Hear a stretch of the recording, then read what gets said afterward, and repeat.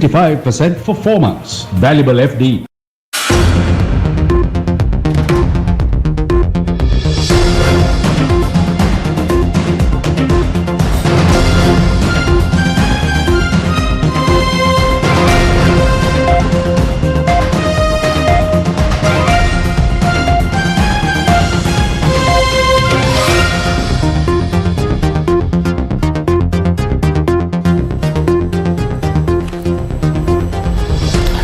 A very good evening. It's the 24th of March 2023. Welcome to the prime time news here on TV1. For the News First team, I'm Divisavia. Before we take a look at the stories in detail, let's take a look at the headlines.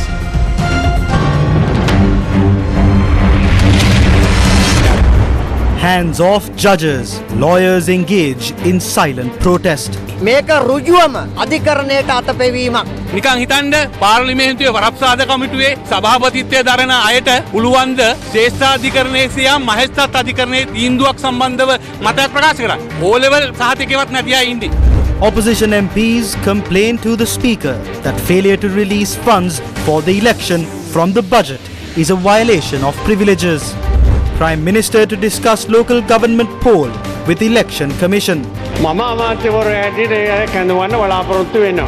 Professionals threaten to intensify their trade union action if promises are not fulfilled.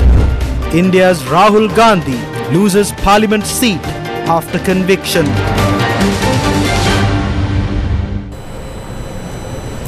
On to your top story this evening.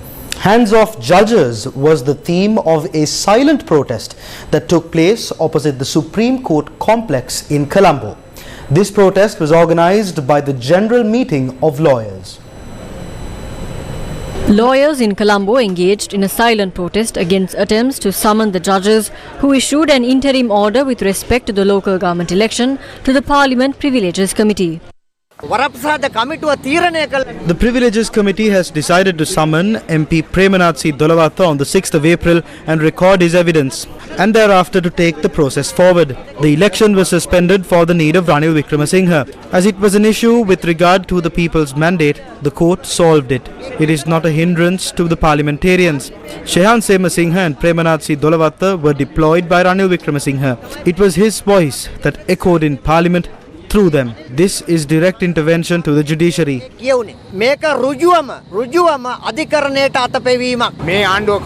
The government is trying to divert attention away from the election. Though the proposal and the voice is from Premanatsi Dolavatha, a different hand controls him. I do not think that he as an attorney understands the gravity of his statement.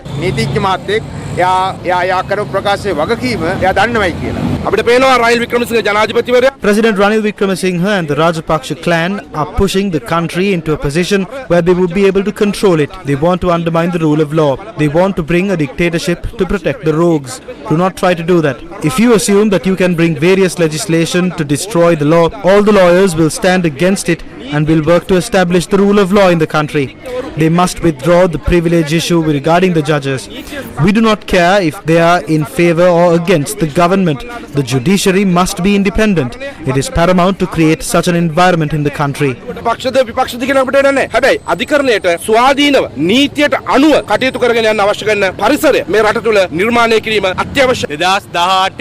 When an illegal Prime Minister-led government was appointed on the 26th of February 2018, Ranil Wickramasinghe got the benefit of the verdict delivered by the President of the Court of Appeal, Justice Surasena. They must respect this interim order because it was the verdict in 2018 delivered by the then President of the Court of Appeal that protected the rule of law back then. Can those in the Privileges Committee give any opinion with regard to the Supreme Court or even a magistrate's court? They don't even have their O-level qualifications. වරප්‍රසාද කමිටුවේ සභාපතිත්වය දරන අයට පුළුවන් ද ශ්‍රේෂ්ඨාධිකරණයේ සියම් මහේස්ත්‍රාත් අධිකරණයේ තීන්දුවක් සම්බන්ධව මතයක් ප්‍රකාශ කරන්න. O level සහතිකයවත් නැති අය ඉන්නේ. ශිරානි Bandara.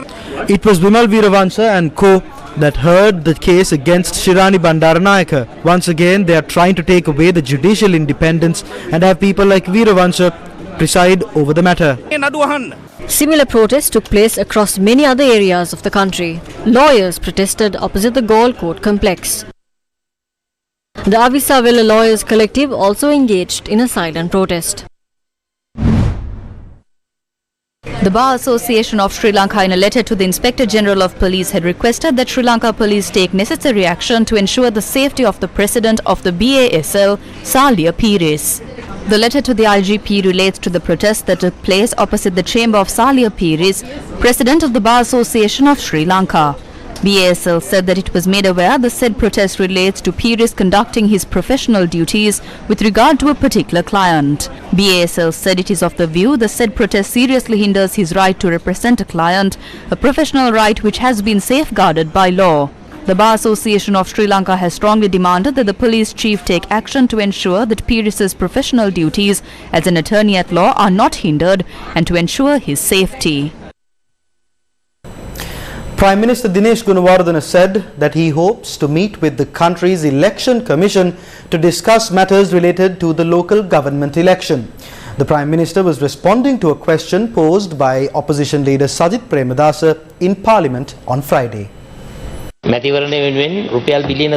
10 billion rupees was allocated for the election. You have a responsibility to provide the 10 billion rupees allocated in the 2023 budget to the Election Commission. Before this session opened, officials from the government printer were present here. I asked them why there is a delay in printing the ballot papers. They said they are ready to print the ballot papers and want the money. The officials are here, and this is not a lie. By not providing the funds, you are violating the privileges of all the MPs here.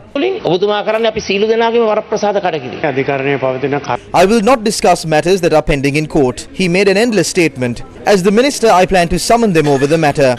I cannot interfere with the judiciary, and I will summon the Election Commission soon to discuss the matter. We never went to the courts. There is uncertainty surrounding the election. More than 3,000 public servants are contesting the polls and are on no pay. You are not holding the election and not allowing them to work as well. They are not getting paid. There are many from our side as well. The Election Commission, as per the Constitution and the law, has mentioned the rights of the candidates.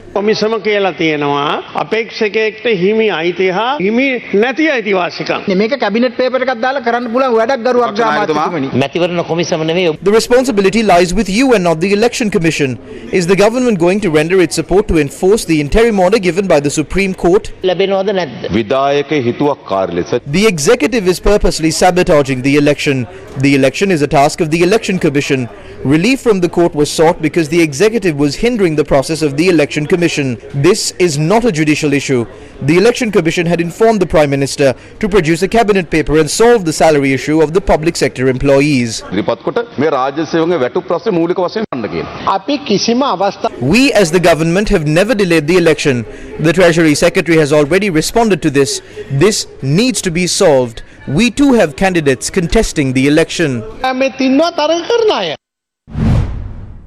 The opposition on Friday handed over a letter to the Speaker citing that the Finance Secretary had violated the parliamentary privileges by failing to allocate funds from the budget for the local government election and called for an inquiry into the matter. The joint opposition convened a special media briefing in Parliament and commented on the delay in conducting the local government election and attempts to summon judges to the Parliament.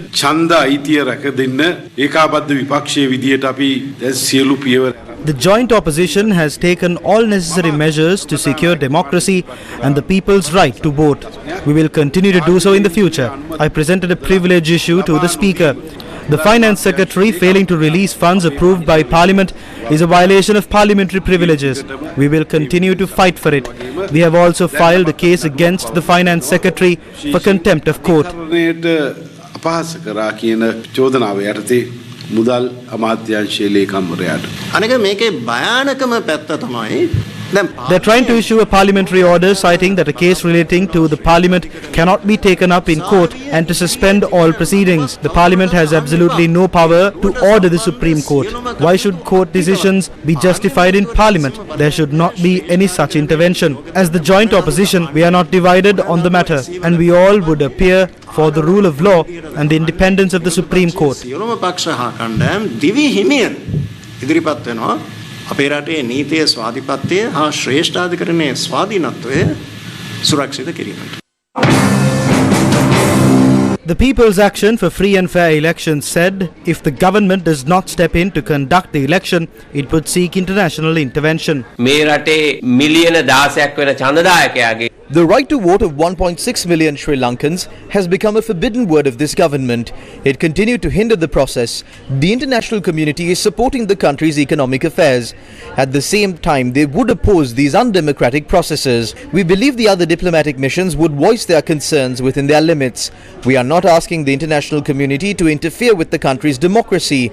However, they must intervene with regard to all of these undemocratic means.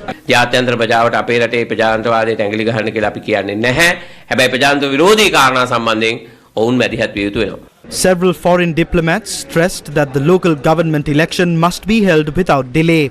US Ambassador to Sri Lanka Julie Chung, speaking as the guest of honor at the 2023 edition of the National Law Conference, said that local government elections are critical for Sri Lanka. In February this year, US Under-Secretary of State for Political Affairs Victoria Nuland said it is important for Sri Lanka to go ahead with the March elections. The Professionals Trade Union Collective decided to intensify their trade union action from next week against the government's unjust tax regime. Last Friday, the Secretary to the President promised a meeting with the President by the 22nd of March. However, no one from the President's office, not even a coordinating officer, has made contact with us in an official capacity. If they continue to ignore our call and avoid responding to us, we will consider it as an attempt to shy away from the issue. That is a breach of trust. When the professionals are becoming flexible, the government is trying to take it for granted. If you think that being flexible is our weakness, that is where you have gotten it wrong. We urge the government to fulfill their promises. If not, the Professionals Trade Union Collective has decided to once again renew the protests from next week. The government must fulfill the promises it made.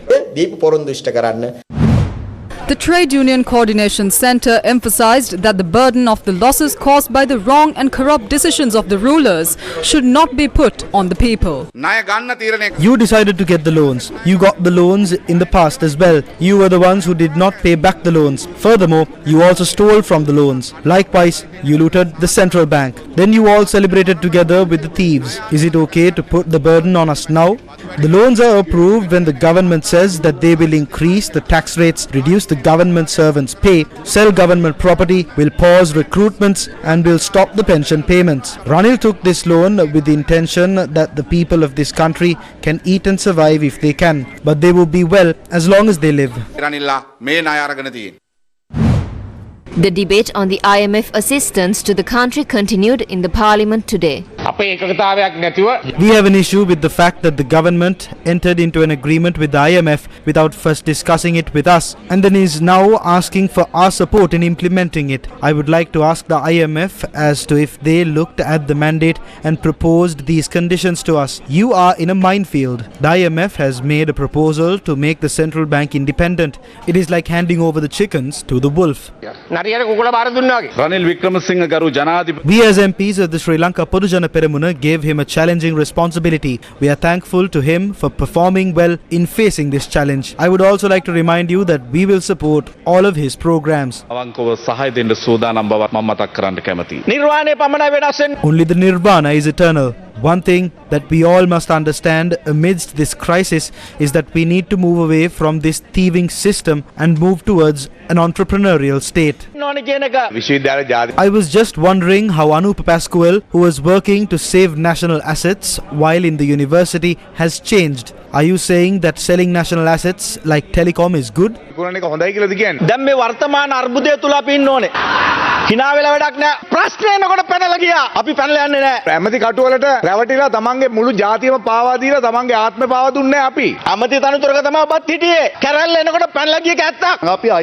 Before we went to the IMF, Harsha De Silva, Iran Vikramaratne and myself prepared a roadmap.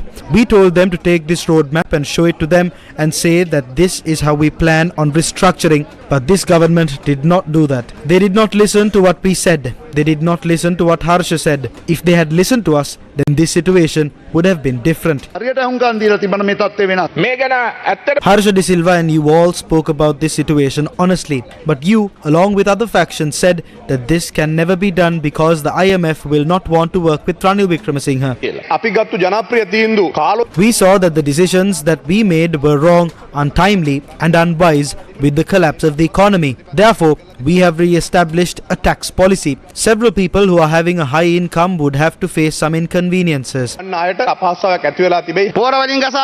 Is there anyone who didn't steal from fertilizer? Is there anyone who was not involved in the coconut oil scam and the garlic scam? You even stole from antigens.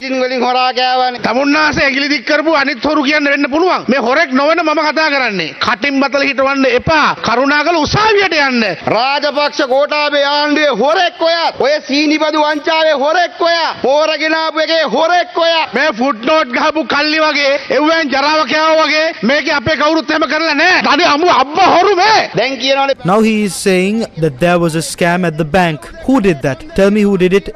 If you have a backbone, you blame Ranil Wickremesinghe, your president, the man who you are now praising. You should be ashamed of yourself. Why don't you go to court and convict Ranil Wickremesinghe and send him to jail? Do you remember?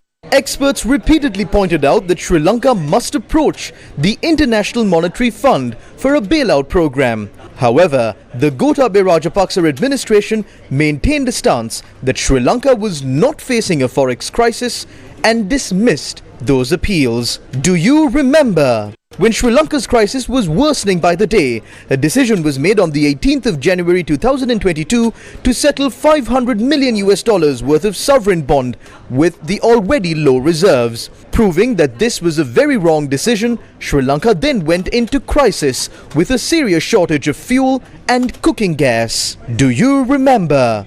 It was decided to allow the exchange rate to move flexibly on the 7th of March 2022, and the result was that the US dollar, which had hovered around 202 rupees for a few weeks, crossed the 360 rupee mark in a few months. When the negotiations with the International Monetary Fund were underway, the then government made sure not to disclose its nature. If we had sought the support of the International Monetary Fund at the right time, our country and its people would not have fallen into such misery. If that was the case, wouldn't it be possible to solve the debt problems today without being subject to so many conditions? State Minister of Finance Ranjit Siambalapitiya says that $121 million was paid as the first installment of the funds received under the Indian credit facility. The State Minister of Finance further stated that the Indian loan installment was paid from the first tranche of $330 million received via the extended fund facility of the IMF. Sri Lankan President Ranil Wickremesinghe turned 74 years old on Friday, and a series of programs were organized to mark this occasion. A blood donation program was organized at the National Blood Transfusion Service in Narayanpeta in line with President Ranil Wickremesinghe's 74th birthday. The event was organized by Eksatlak Vanitha Peramuna.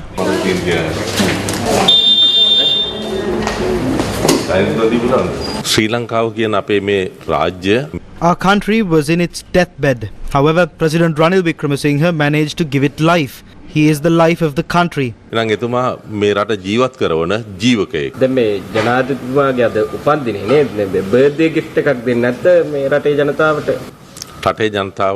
people have given gifts from time to time. There will be one for the people from the fuel prices soon. Then there will be a one relating to transportation. There is no gift that is worth more than reviving the country that was bankrupt and allowing the people to breathe again.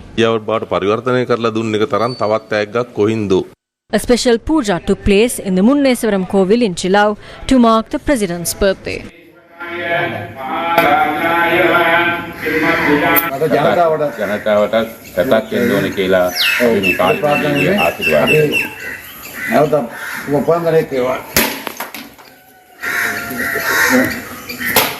Another program took place at the Kokkuvil Kirubakara Siva Subramaniam Kovil in Jaffna.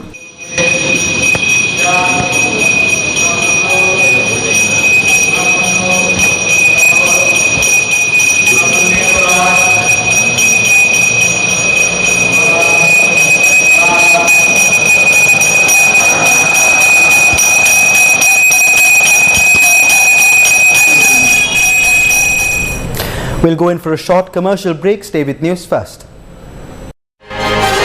News First. Main sponsor. 23% for 2 months, 25% for 4 months. Valuable FD.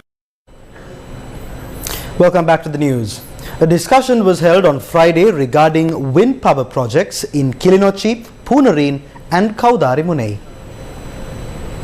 A discussion on wind power projects in Kilinochchi, Poonarin and Kaudarimunai was chaired by Kilinochchi District Secretary Rupavati Ketishwaran, Chairman of the Sri Lanka Sustainable Energy Authority Ranjit Sepala, Assistant Director K. Tureraja and member of the Adani Green Energy Manoj Deshmukh attended the meeting. And through this project we can save almost USD 150 million per year. So that one also very huge.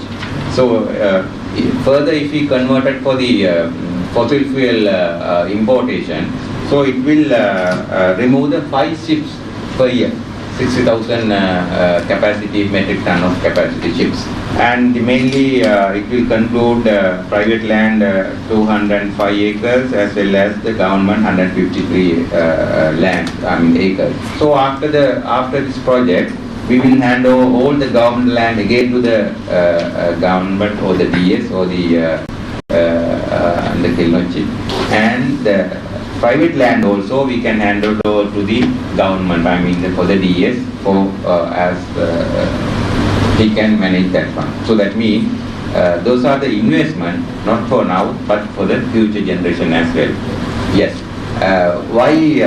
Generally why the government take the decisions was, the government already decided that in 2030 the total electricity generation should be generated from the renewable energy, 70% to be renewable energy. So we all know that right now the electricity tariff is very high. The reason is we are importing more fossil fuel from the other countries like the diesel and the coal and like that. So if we can reduce the burning of fossil fuel and by replacing the renewable energy, definitely the government can reduce the cost of the energy. So it is our duty to get together and take the decision. We have to immediately we have to start this project and save money for the future generation. 2030, with my understanding with this particular province, this province is going to be a green power exporter to other countries. This already talks are on. In fact, India has signed the agreement with the government of Sri Lanka that the power will be exported from the northern province, Jaffna, to the southern India, and can be traded between the countries also. Power can be traded. So this is going to be one of the biggest corridor for the power exchange. I think so the country doesn't have a power exchange today, but once this project is on, I think so there will be a very big power trade, and which will be Sri Lanka will be the power exporter in that case. That project is underway now. Right now it is discussing with the interchanging, sending the power from here to India and the getting if we require from India to Sri Lanka, like that. So that's cross-border transmission. The Board of Investment in February handed over the letter of approval to Adani Group for 2 wind energy projects in Poonarin and Mena. The investment for the 2 wind energy projects is $442 million. The project is to be completed within 2 years of signing a contract with the BOI after the agreement for power purchasing within the Ceylon Electricity Board is signed. Sri Lanka's Power and Energy Minister Kanchana Wijesekara met with several Indian delegates in Colombo. They had discussed energy sector cooperation and investments in Sri Lanka. The delegation included Gopal Bagle, High Commissioner of India to Sri Lanka, Vinod K. Jacob, Deputy High Commissioner, and Esha Srivastava, Officer on Special Duty, Indian Ministry of Petroleum and Natural Gas, as well as the Chairman of IOC. Development of Trincomalee as an energy hub, oil and gas exploration, renewable energy, and LNG infrastructure development and supply, solar cooking burners were also discussed at the meeting. Over the years, Sri Lankan fishermen have been complaining about Indian fishermen poaching in the sea of Sri Lanka. 4 Indian fishermen who were arrested close to the Analethu island on the 12th of March were released on conditions. They were charged at the Kites Magistrate Court for trespassing into Sri Lankan waters without any license, fishing in Sri Lankan waters, and for using prohibited fishing methods in the Sri Lankan waters. After pleading guilty to the charges, the fishermen were sentenced to 1.5 years imprisonment, which will be suspended for 5 years, and were released. A program to raise awareness on Sri Lanka's deep sea resources took place at the Department of Government Information on Thursday. Officials from the Marine Environment Protection Authority and experts highlighted the importance of Sri Lanka's ocean area and protecting the deep sea resources. Marine Environment Protection Authority is vested with a great responsibility with respect to preventing marine pollution. However, MIPA does not have the resources required to prevent marine pollution and protect the marine resources in an ocean area that is 8 times greater than the country's landmass. As a country, we are yet to identify the greater need to protect the marine resources of our sea area. In addition, the media has also not focused on this to a great extent. However, we have seen media institutions like Sirasa speaking for the Sea of Sri Lanka and the resources. That is extremely important. In more local news, another phase of the LOLC Divisavia program, a community upliftment initiative aiming to empower our own citizens, took place centering the Kandy district today. Exercise books and other stationery items are being distributed among school children from economically challenged families under the Divisavia program. This worthy initiative is a collaboration between the LOLC group and the Ministry of Education. School books and stationery were distributed to students of the 20 schools in the Theldenia education zone. This event took place at the Madadumbara Madadenia Primary School.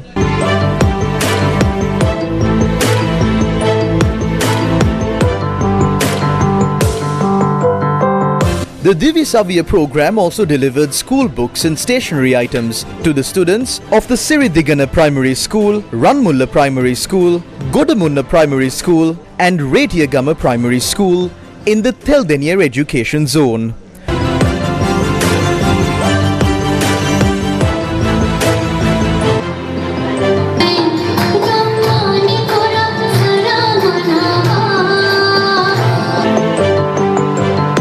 Another Divisavia program took place at 5 schools in the Vattegama education zone. The Vattegama Kandakatiya Tamil Mahavidyalaya, the Udugoda Primary School, Meegammana Primary School, Pitiyegedara Primary School and Yatavara Primary School received books and stationery items.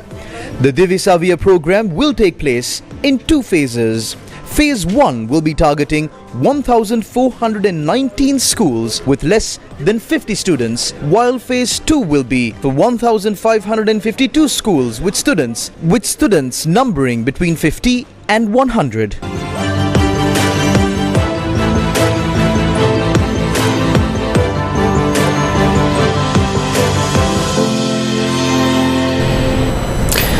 The CEO's Forum 2023, organized by CIPM Sri Lanka, was held in Colombo on Thursday. Delivering the keynote speech, CEO Standard Chartered Bank Sri Lanka Bingumal Thevaratantri highlighted the importance of employees' wages. But during last year, I think early last year, world came out of the pandemic, but Sri Lanka got into a different crisis. We got into economic crisis.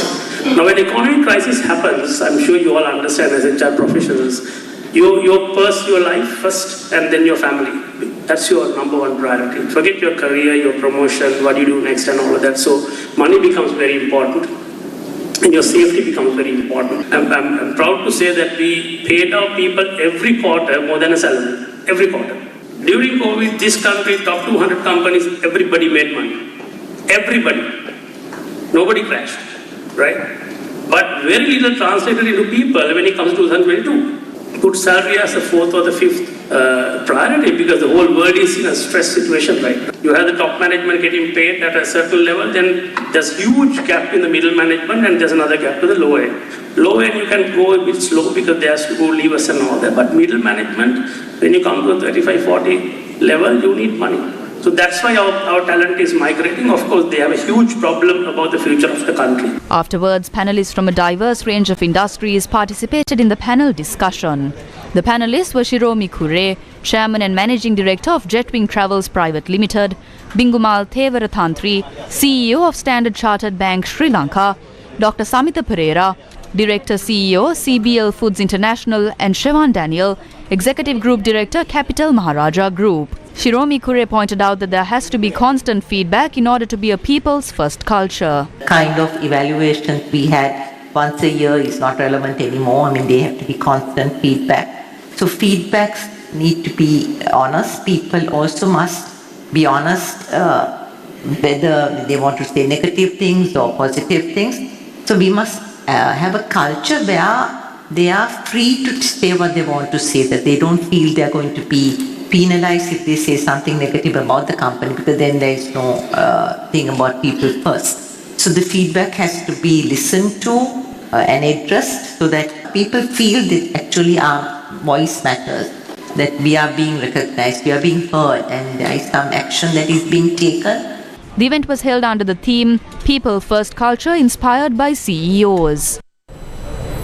Sri Lanka is celebrating Francophone during the month of March 2023 with more than 20 events. The Francophone refers to men and women who share a common language, French. The Embassy of Switzerland to Sri Lanka and the Maldives, together with the organization International de la Francophonie, celebrates Francophony 2023, featuring Les Messois, the famed duo Laurent Brunetti and Mario Pacioli from Switzerland.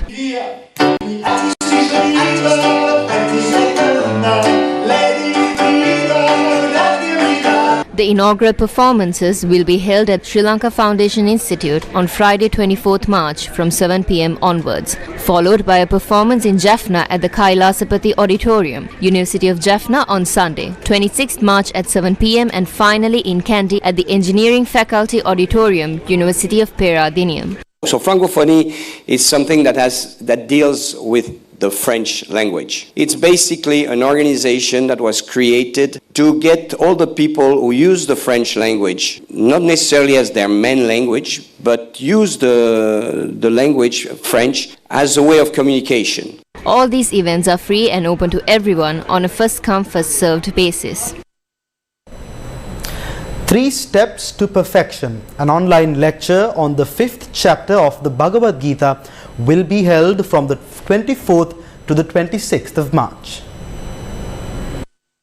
This lecture themed Timeless Wisdom for Modern Living is being conducted by Sunandaji, daughter disciple of Swami Parthasarathi. Online lectures commence today and will continue until the 26th of March from 6:45 p.m. to 8 p.m.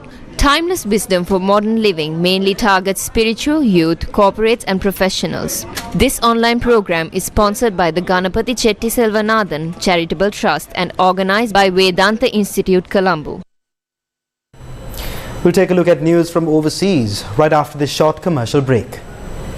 23% for 2 months, 25% for 4 months. Valuable FD.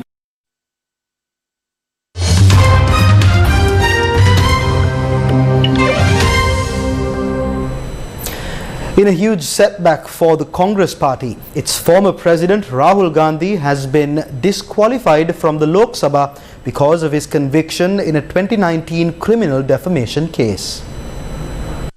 Lok Sabha Secretariat said in a notification issued today that Sri Rahul Gandhi, member of Lok Sabha representing the Wayanad parliamentary constituency of Kerala, stands disqualified from the membership of Lok Sabha from the date of his conviction. Responding to the notification, senior Congress leader Manish Tiwari called the decision erroneous. Sashi Tharoor, another senior Congress MP, said it bodes ill for democracy. Congress units in several states this morning launched simultaneous protests accusing the centre of political vendetta. One of Zimbabwe's most influential diplomats, Hubert Angel, offered to use his status to launder millions of dollars through a gold smuggling scheme during an undercover operation by Al Jazeera's investigative unit. Robert Angel, appointed ambassador at large and a presidential envoy by Zimbabwe's President Emmerson Mnangagwa in March 2021, told reporters he would be able to carry large volumes of dirty cash into the country using his diplomatic status. The 44-year-old, who claims to be a prophet and heads a congregation, the Good News Church, with branches in 15 countries, said he would facilitate a scheme through which unaccounted cash could be exchanged for Zimbabwe's gold. Recipients of the gold could then sell the precious metal for legitimate money, effectively turning their cash clean. Angel and his business partner Ricky Doolan also claimed that their laundering operations had the approval of Mnangagwa, who had been in power since November 2017, when Zimbabwe's controversial former leader, Robert Mugabe, was ousted in a military coup. The investigation reveals how these gangs have turned Western sanctions meant to target Zimbabwe's government into an opportunity to smuggle large quantities of gold and launder hundreds of millions of dollars through a complex web of companies and bribes. Among those mechanisms was the use of Angel's diplomatic clout. Officially, the pastor diplomat is tasked with finding investors to come to Zimbabwe. However, Angel made it clear that he was willing to help smuggle gold and launder money.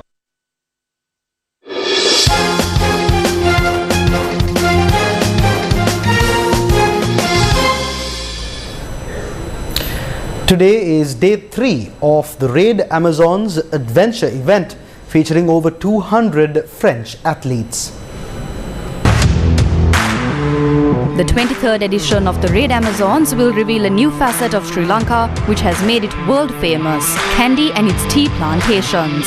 More than 200 French female athletes who are in Sri Lanka to take part in the Raid Amazons adventure event took part in a 16-kilometer cycle ride and sprint. Those 16 kilometers, the route featured a rough terrain and was from the Ridhigama Vihara to the Delvita school, a ride and run cutting through the Ridhigama village. Each team was given a bicycle with one rider and several sprinters. Si jamais vous êtes déjà un peu prête, les équipes de 2 seront sur la gauche, les équipes de droite. This place is very wonderful and the people are very friendly here, and the Sri Lanka is the very best place to travel.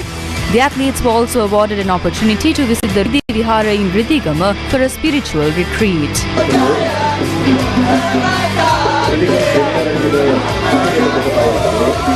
Raid Amazons is a coveted annual destination adventure event originating from France, which features female athletes competing their way through a range of challenges such as orienteering, mountain biking, canoeing, riding, running and archery. In more sports news, Royal College won the 46th limited overs cricket encounter for the Mustangs trophy against St. Thomas's College, Mount Lavinia.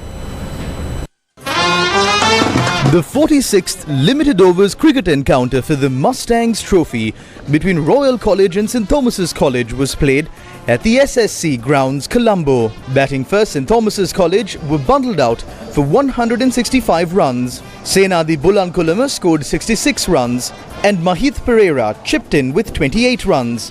Dasis Manchanayaka, Bulan Veerathunga and Sandesha Ramanayaka shared 2 wickets each for the Royalists, chasing a target of 166 runs to win. The Royal innings was powered by a century stand between Rehan Peiris and Uvindu Veerasekara. Rehan Peiris smashed 69 runs, while Uvindu Veerasekara posted a half-century. Skipper Dasis Manchanayaka posted 26 runs not out. Royal College Colombo reached the target of 166 runs in just 37 overs, losing only 3 wickets. Rehan Peiris of Royal College was adjudged man of the match, and Royal College took home the Mustangs trophy.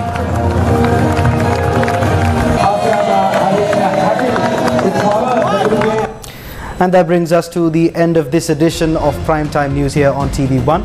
For the News First team, I've been Sanita Senanayaka. Take care and stay safe.